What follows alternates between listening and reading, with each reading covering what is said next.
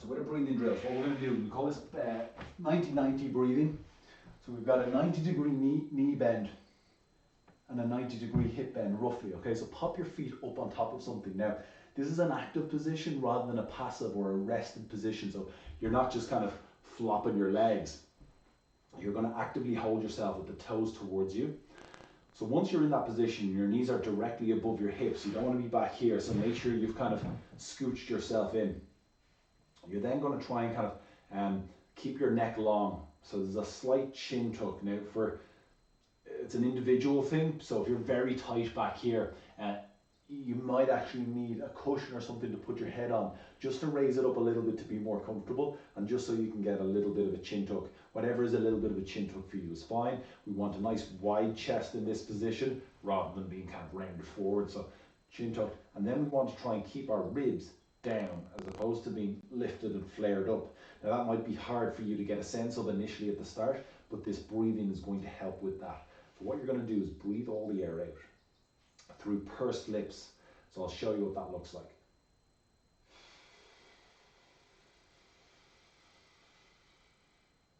And that actually starts to flatten the ribs and pull them down. We then breathe in through the nose, trying to breathe wide into the ribs, the outside of the ribs. So you're breathing wide, and then breathe all the air out.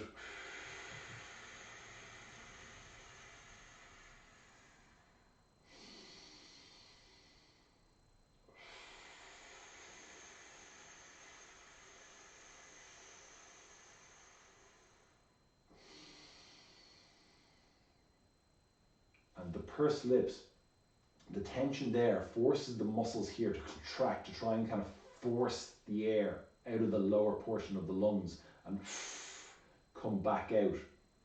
And that's why that resistance is important, because if it's not there, these muscles don't have to contract, which means they won't pull the ribs down, they won't tighten up. So very good kind of to get your breathing right. It's much easier to use your core muscles effectively if you're breathing well. So it's breathing all the air out through pursed lips, in through the nose. And you're trying to fill, so when I say breathing wide, you're trying to get the breath going wide, which will help kind of fill from the front and the back. It's a 360-degree breath on the way in, so we're trying to fill all the way through here, as opposed to breathing very much up in the chest. And if we breathe in through the chest, the shoulders will lift, and we'll breathe with all their accessory muscles up here, which will actually cause them to be overworking, and therefore will get achy and sore and tired and tight. Which obviously we're trying to kind of reduce that. So that's why we have that neck long, and we're trying to get all the breath through here to relax everything in the upper portion of the torso. So I'll show you a few more.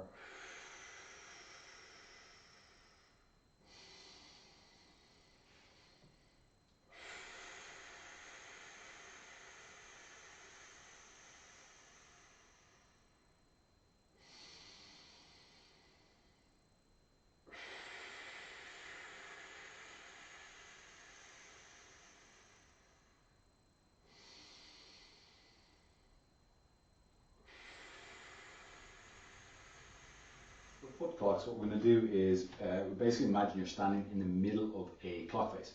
So we're going to bend the knee and reach the foot over to 12 o'clock, and then come back to center. And then what we start doing is just tapping each hour. So 1 o'clock, 2 o'clock, 3 o'clock, and we come back to center. 4 o'clock, always back to center.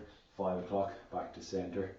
6 o'clock, back to center. Then we're going to sweep back to 7, back to center, across to 8, back to center. 9, we're kind of lunging down into it, and then straight leg, 10, 11, and then 12, and that's 1 rep. And what we're trying to do is you're just tapping the toe down at each hour. We're not actually shifting the weight. So all the weight should stay on the standing centered leg. Obviously it's going to challenge your balance, but as you're coming out to it, you're bending the knee. 3 o'clock, back to center. 4 o'clock, and we're trying to open up the hips and the pelvis. But in order to do that, we need rotation in the actual movement in the foot, rotation in the ankle, and rotation in the hip. A little bit in the knee, but not a huge amount. And that's going to help with stability and balance when we're especially in these areas. And then back over to here. So again, strengthening up all the way from the foot up through the hip, through the body. Half kneeling windmill. We set up on one knee, the other foot forward, ankle underneath the knee roughly. Make sure you're not in a tightrope position. So we're going to have a bit of balance by taking the foot out a bit wider, and then the back foot can scooch across as well, and that's kind of going to give you the most balance. Now, let me show you from this angle here. So what we're going to do is, whichever side your front leg is, that hand goes up into the air. And then what we're going to do is we're going to lean and tilt our weight away from this front leg side as our hips slide over and push over this side, and then come back up. Helps to look to the top hand. Imagine you're holding like a glass of water or something, like let's say a kind of wine glass full to the top, or of wine, and don't let it spill. So we're going to keep this arm fairly straight rather than letting that arm kind of sway side to side. That's up. And you can build your range of movement. I'll show you on this leg that you can build your range of movement with this hand, and it can reach down lower, kind of closer towards the inside of the knee here, towards the floor. You don't have to touch the floor, just build your range. And make sure when you're coming back up that the hips come back in underneath. So it's hips to the side, back up, hips move that way, and you tilt and lean that way. So you got lots of movement in the hip and stretching out through the lower back. Leg lowering, we're going to start with both feet up in the air, toes towards you, push the heels away, make sure you're getting a stretch. Once you hold that position, then breathe out, in, alternate the leg, out, in, keeping the leg dead straight. Like so, floor cogs, we're going to set up lying on our back with our knees bent, feet flat on the ground. And there's 3 movements we're going to do with this. One's for the shoulders, one's for the head, and one's for the pelvis. So first of all, I'm going to talk about the pelvis and the head. So you have 2 bones at the front of your pelvis, and you got, let's say, a line across there. Call that your belt line. A good thing to think about is imagine you've a belt buckle, a big belt buckle there. We're going to try and move that belt buckle. That's going to be then connected to the chin. So wherever this belt buckle moves, the chin is going to go in the same direction. So I'm going to tilt these 2 bones forward. So that belt buckle is going to end up pointing down this way, and the chin comes with it. Then I'm going to reverse the movement. So these 2 bones are going to tuck up towards my head, and my chin is then going to go with them. So as I tuck up, the lower back gets pushed into the floor. Now I'm not lifting up at all. I'm just,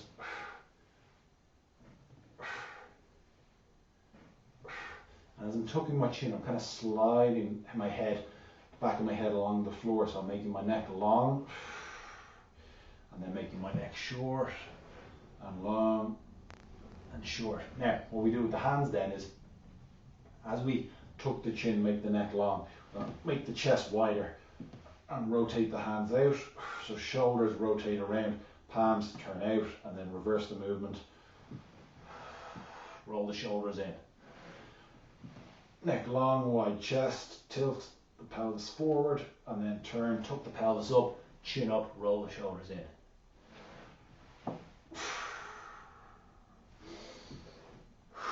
Breathe through it, try not to hold your breath.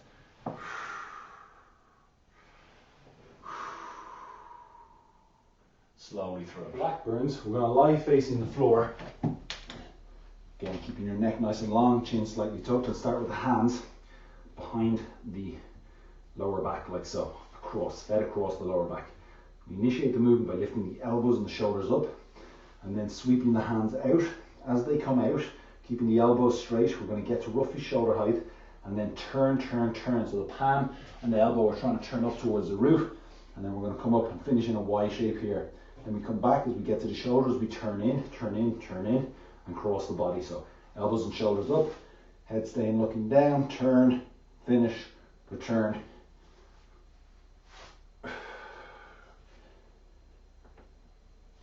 Elbows up, shoulder together. Trying to keep the upper arm as high off the floor as possible. Like so. For your prisoner squat, interlink your fingers behind the head, elbows out. Try and keep them out. This requires, it's going to put more pressure from the upper body, so it's going to try and pull you forward. So it's going to help strengthen the core and the upper back. So elbows out, squat down, back up, squat down, back up.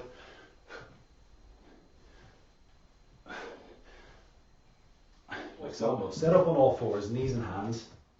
roughly wrists underneath the shoulders, knees underneath the hips.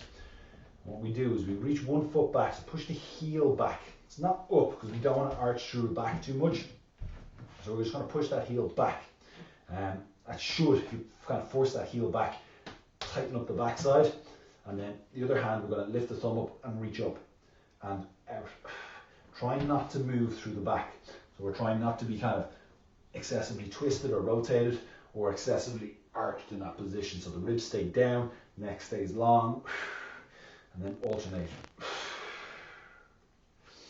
So push the heel back, reach the fingers away, thumb up, push the heel back, fingers away, thumb up, breathe out. And when you're pausing in this position, push the floor away with that arm on the floor.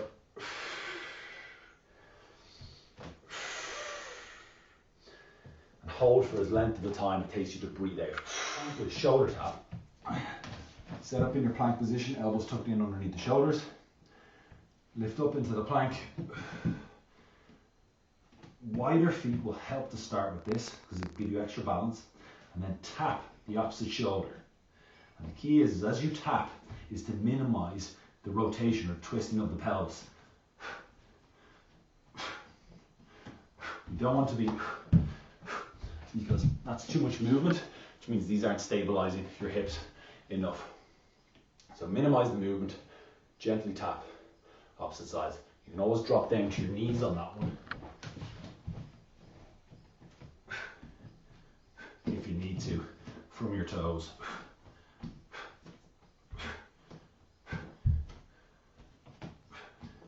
For a staggered stance squat, what we do is we set up as if we were going to do a normal squat, so feet slightly wider than our shoulders, and then what we do is we stagger our stance by putting the toe, the ball of the foot, on one foot. The heel is lifted. So basically what happens is now this leg, the flat foot side, has to do kind of more work. So you can use this less. Now with a staggered stance, use as much of this leg as you need to learn the movement and to get stronger at it, and then as you get stronger you're kind of going to use less and less. So I'll show you. Your squat is as before, squatting down and back up, but because I've staggered my stance I can't use this leg as much. I'm going to push through this leg and I'm using this leg based on my strength less and less and less as I get stronger. Four angels. We're going to set up on the floor, hands out like so. Ideally we're trying to get the elbow and the wrist down towards the floor. Now generally that'll be difficult to do. You might bend your hand back like so. Try and keep a tight fist and the wrist slightly tucked forward, and then just the intent of trying to push the forearms down into the floor in this position, and then slide the hands up and down, slide the hands up and down. Now that movement for you may only be a couple of inches, trying to keep the forearms as close to the floor as possible. If you come up too high, you might end up doing something like that, and it just means the range of movement isn't quite there at the moment. So again, driving the elbows and the wrists down in towards the floor, pushing down into the floor the whole time. Move through a range of movement that you can keep your elbows and hands fairly close to the floor. Neck long, wide chest, tilt the pelvis forward, and then turn, tuck the pelvis up, chin up, roll the shoulders in.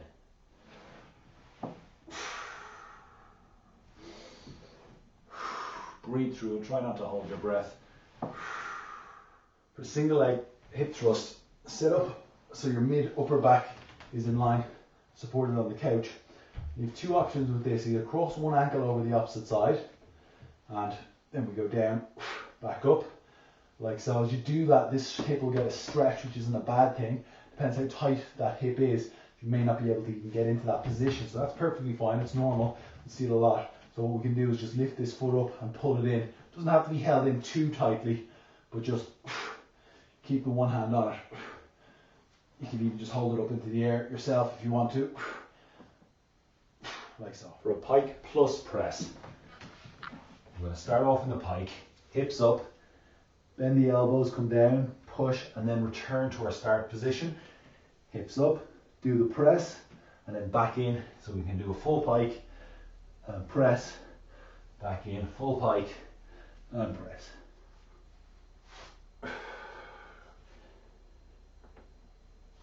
Elbows up, shoulders together. Trying to keep the upper arm as high off the floor as possible, like so. Tempo breathing, body relaxed, knees bent or straight, in and out through the nose with holds.